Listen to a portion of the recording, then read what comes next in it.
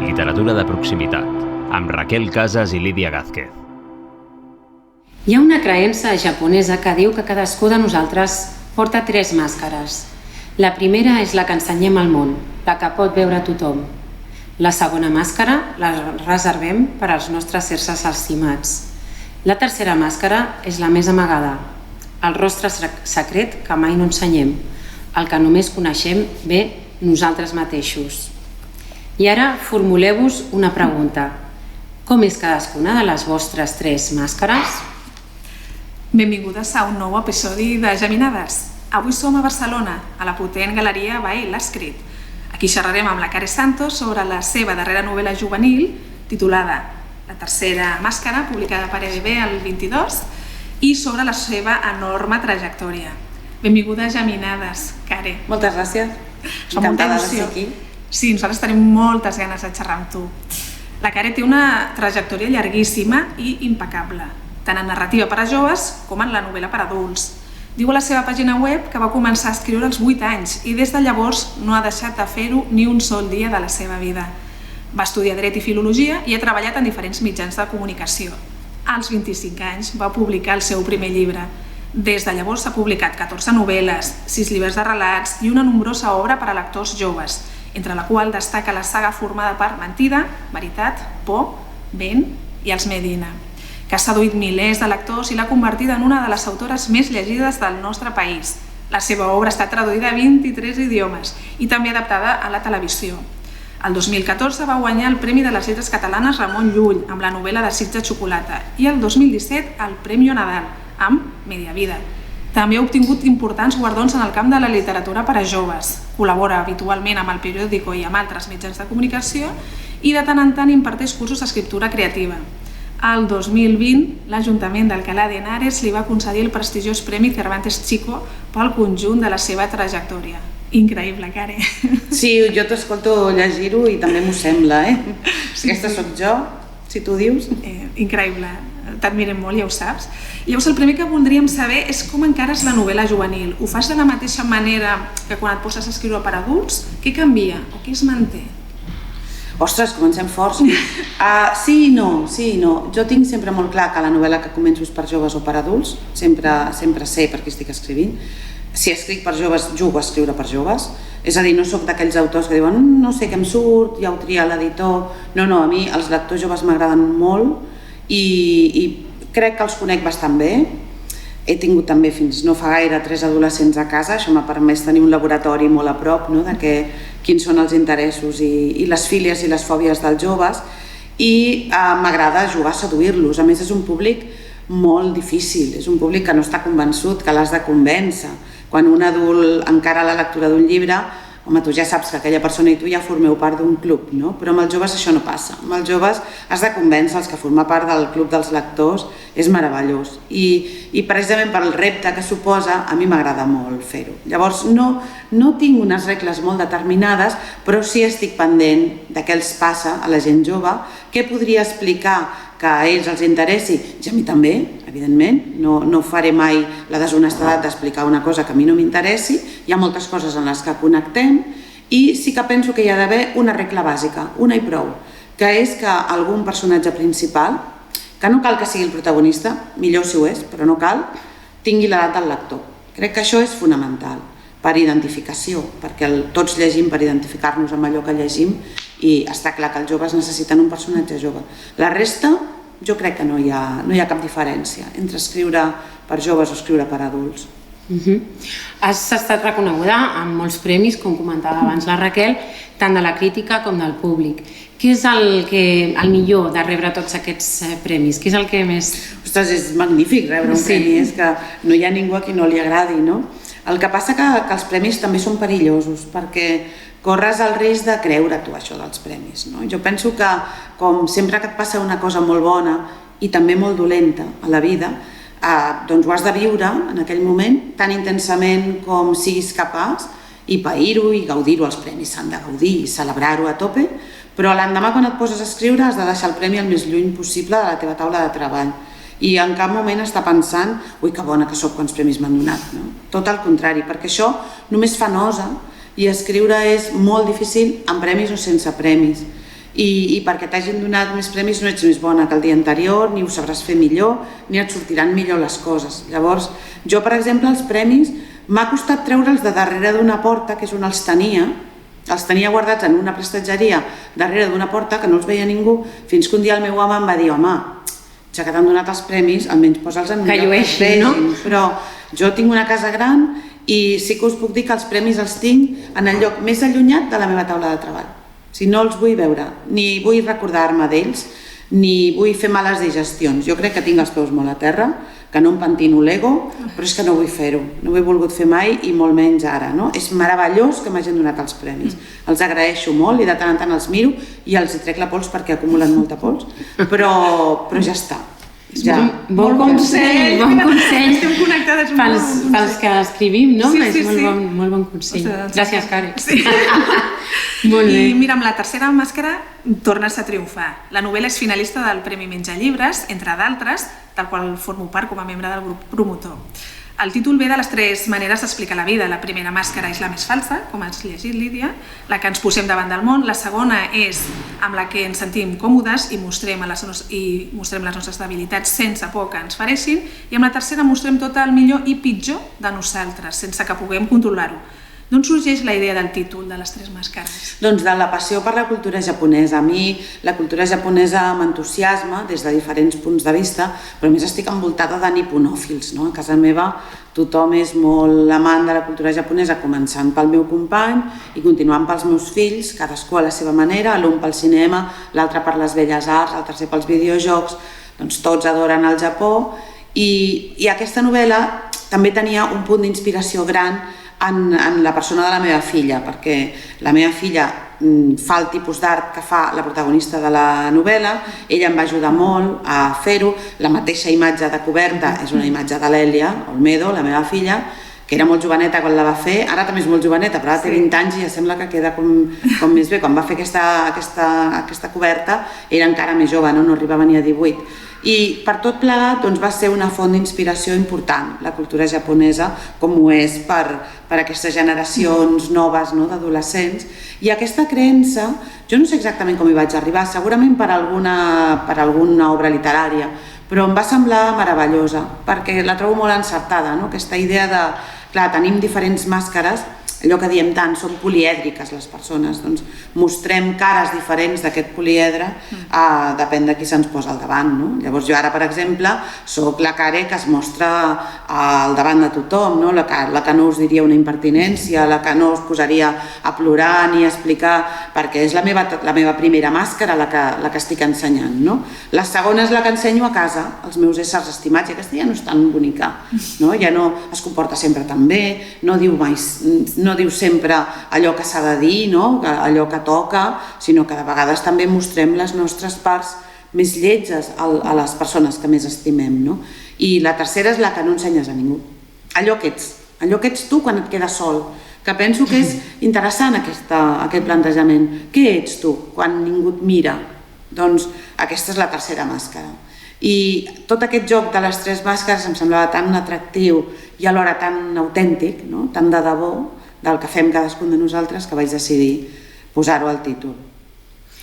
Un element que ens encanta precisament de la teva narrativa és que, tot i tractar temes molt delicats, en algunes històries ho fas sense jutjar i sense furgar en les ferides, amb aquesta visió també polièdrica, no? Que comentaves. A la tercera màscara n'és un exemple, no? I fins i tot diríem que és de les novel·les que has escrit potser la temàtica més delicada, perquè és un tema molt delicat. Com ho fas per aconseguir-ho, això de tractar aquests temes tan delicats? Jo, sincerament, no en tinc ni idea. I si ho sapigués potser tampoc ho explicaria tant. Però, a veure, per una banda, jo crec que em va a la marxa, no? M'agraden els temes difícils. I com més difícil és, més m'engresca. De fet, i s'ha de dir perquè sempre sembla que darrere d'un escriptor no hi ha ningú, o que els escriptors estem sols al món, no? Que no rebem el recolzament de ningú, o que ens ho fem tots sols. Evidentment la novel·la l'escric jo sola, no? Però aquesta novel·la no seria possible sense una editora que cregui en allò que faig, perquè jo sé que aquests temes meus espanten a molts lectors i a molts editors. i que hi hauria alguns editors que potser em posarien problemes o directament no em publicarien aquestes novel·les. Darrere d'aquesta feina meva a EDB, que darrerament estic publicant a EDB, i que segurament ja em quedaré allà i pràcticament ja està, no? Hi ha la Reina Duarte, que és una editora que creu en aquests temes, que creu en el que jo faig, que cada vegada que quedem i li plantejo un tema nou ja sap que serà complicat, o sigui, ja d'alguna manera ve com preparada que jo li presenti alguna mena de bestiesa, no? Que sempre és el que faig, però gràcies a ella també aquests llibres arriben als lectors i jo penso que se n'ha de parlar. Jo penso, crec que també és el que pensa la Reina, però això ho hauria de dir ella, però crec que no parlar dels temes no és cap manera d'abordar-los, no? Amagar-los, fer veure que no existeixen. Hi ha l'art i la literatura, no? Per poder afrontar... I la literatura és una bona manera, perquè la literatura ens permet viure coses com si les experimentéssim, però estalviant-nos-les. Llavors, d'alguna manera ens aporta aquesta experiència que ens aportaria el fet sense necessitat de viure el fet o vivint-lo d'una altra manera, perquè tots els lectors sabem que quan llegim ho experimentem, allò que estem llegint. I en aquest sentit és l'única disciplina artística que ho aconsegueix, no? Ficar-te dins el cor i la ment dels personatges que estàs coneixent. A mi això m'entusiasma, m'interessen aquests temes dels que parlo, penso que és necessari parlar-ne, penso que ningú en parla. Del cas real en el que jo vaig basar la tercera màscara, pràcticament no se n'ha parlat. Se'n va parlar en les cròniques de successos molt breument en els diaris seriosos, molt intensament i d'una manera molt qüestionable en altres tipus de diaris, més grocs, més sensacionalistes, sobretot a internet, i ja està, i després va desaparèixer. Llavors jo penso que hi ha tot un discurs profund sobre d'on venen les coses, sobre les causes de les coses, que el món no ens l'ofereix, entre altres coses perquè el món no té temps, perquè vivim en una societat que no té temps d'aturar-se a pensar, no? Té temps d'informar-se o malinformar-se i ja està. I no analitza, no pensa, mai es posa en el paper de l'altre. Clar, això és el que ha de fer la literatura. La literatura té temps i es posa en el lloc de l'altre. I crec que això és el que la fa tan meravellosa. Sí, jo crec que a més que en literatura es pot parlar de tot. S'ha de parlar de tot. Clar. O sigui que de vegades també hi ha aquest perill l'autocensura o el posar-nos límits. Jo crec que necessitem... Sí. Crec que aquest pecat està clar que no el cometo, no. l'autocensura. Però a vegades potser et ve de part d'un editor, una editora, no? Fan retallar o el que sigui, no... Bueno, a mi... No t'ha passat? Alguna vegada m'ha passat, però no he arribat a publicar. O sigui, no he volgut entrar en aquest joc, no? I tinc la sort de tenir una editorial i una editora que entén el que faig i que no em demana que tregui, no? Tot el contrari. Però, vull dir, tampoc m'anima a posar coses bèsties, però respecta les dinàmiques de la història, perquè, clar, depèn de quin tema estàs abordant, és evident que ho has de fer des d'una cruesa i una duresa, o no és versemblant, i la versemblança és la regla número 1. O sigui, qualsevol que escrigui una història ha de fer que aquella història sigui versemblant, perquè si no, no arribem a res, no convencem el lector. Si una història no et convenç que allò que estàs llegint passa, doncs cap altra cosa que pugui fer la literatura no la farà, no? Per tant, és molt important això. I jo tinc la sort d'estar en una casa on això ho entenen i de poder-ho fer. Però també és que crec fermament en que és necessari fer-ho. Parlar de coses de les que no es parlen. Cert. Sí. El que passa que és un meló molt interessant d'obrir, perquè avui en dia hi ha com una tendència que sembla que anem a censurar tot allò que pugui sonar desagradable o ser políticament incorrecte, fins i tot en els contes clàssics, no? Veiem que hi ha revisions dels contes clàssics que els fan com més rosa, no? O més, no sé com dir-ho, més digeribles. Més que no ofengui la gent, algun col·lectiu, o perquè cada vegada tenim la pell més fina i sempre depèn què dius, fins i tot a les xarxes socials ho veus, no diré tal perquè llavors algú s'ofèn i llavors de vegades, sense adonar-nos, nosaltres quan escrivim ens censurem, no? Que això farà mal, vindrà algú i s'ho prendrà malament com a personal i ens tallem les ales. Clar, jo crec que hem d'aturar-nos allà on podem començar a ofendre algú, no? Crec que, però ofendre per coses que siguin serioses. Tot això que està passant no deixa de ser el mateix, no? Prefereixo no parlar de les coses que enfrontar-m'hi.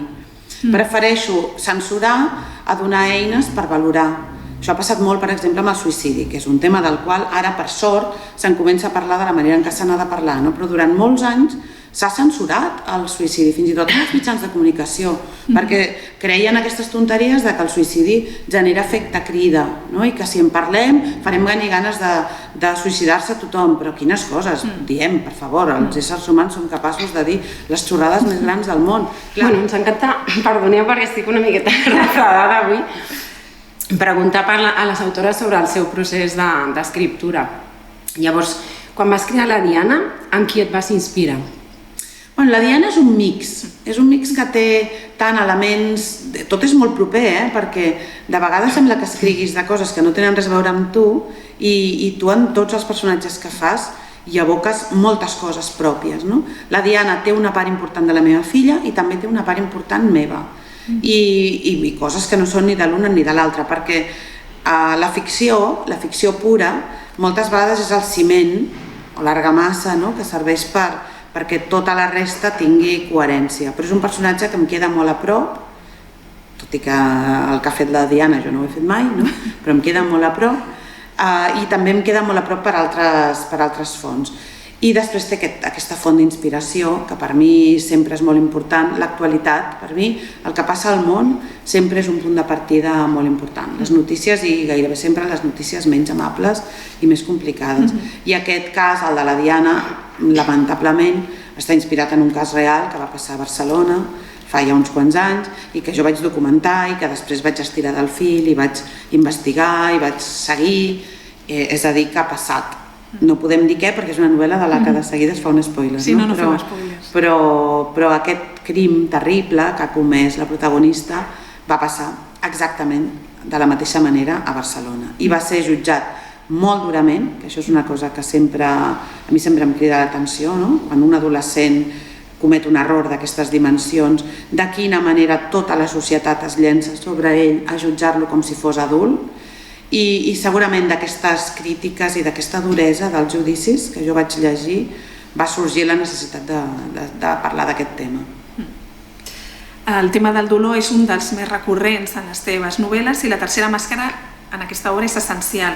Creiem que és la història més dolorosa de les teves que hem llegit i que pel final la protagonista diu: t'ensenyaré la part de mi que ningú coneix, que ningú vol conèixer, el que hi ha sota la tercera màscara. Ja t'aviso, no serà agradable. Quant de temps necessites un cop acabada l'escriptura per a recuperar-te d'aquestes històries? Jo em recupero de seguida, sí. Jo no soc gens mística en això, al contrari. Si a mi posar el punt i final a una novel·la el que em fa és venir un atac d'eufòria. És que acabar una novel·la és, no sé, jo no he escalat mai muntanyes, però jo crec que la gent que escala muntanyes es deu sentir així, no? Quan arribes a dalt de tot i has fet una cosa tan difícil, tu sol, doncs, ostres, estàs eufòric i a mi acabar una novel·la m'encanta i m'agrada molt aquella cita de la Patricia Highsmith amb la que m'identifico molt, que una vegada li van preguntar a vostè quant temps descansa entre novel·la i novel·la i va dir 5 segons. Doncs a mi m'agrada molt aquesta cita perquè jo tinc el cap ple de coses, d'històries i d'altres coses també que no venen al cas, però de novel·les per escriure i tinc, clar, el temps limitat de la vida. Una novel·la vol molta dedicació, moltes hores, molta energia i jo sé que no viuré per escriure tot el que tinc al cap. Llavors quan acabo una novel·la poso el punt final i m'allibero, estic eufòrica i el que vull és començar-ne una altra, o sigui que no, ni em desmaio ni coses que se senten pel món, ni tinc cap depressió ni res, al contrari, que estic eufòrica. Una professional de cap a peus. No, jo soc una persona bastant optimista en general i vaja, jo crec que poc dramàtica també en general, però el que faig, que tinc els meus rituals i en tinc cada vegada més, quan acabo una novel·la me'n vaig a sopar amb la família, llavors els meus fills estan com locos perquè ja saben que aquell dia tocarà o pizza o hamburguesa o... Clar, solen triar ells i clar, durant molts anys de la seva pre- i adolescència ha sigut això, hamburgueses, pizzas, ara ja sembla que anem canviant, però això és el que fem, anem a sopar en família, jo l'endemà endreço la taula, que això també és un ritual, perquè al final de les meves novel·les es caracteritza per un embolic a sobre la meva taula que no trobo ni el teclat, em dedico un dia a fer neteja i l'endemà començo un altre projecte. Molt bé, prenem nota. Sí. Tens cap altre consell que ens voldries donar als que escrivim? És que és difícil donar consells. Jo crec que el millor consell és esbrineu quina mena d'escriptor sou. Això els dic molt a la gent que fa cursos d'escriptura creativa amb mi. Els dic, són cursos breus, però sempre els dic, si el curs us serveix per saber quin model d'escriptor o escriptora sou, ja estarà ben aprofitat. Perquè, clar, els consells no són universals, depèn.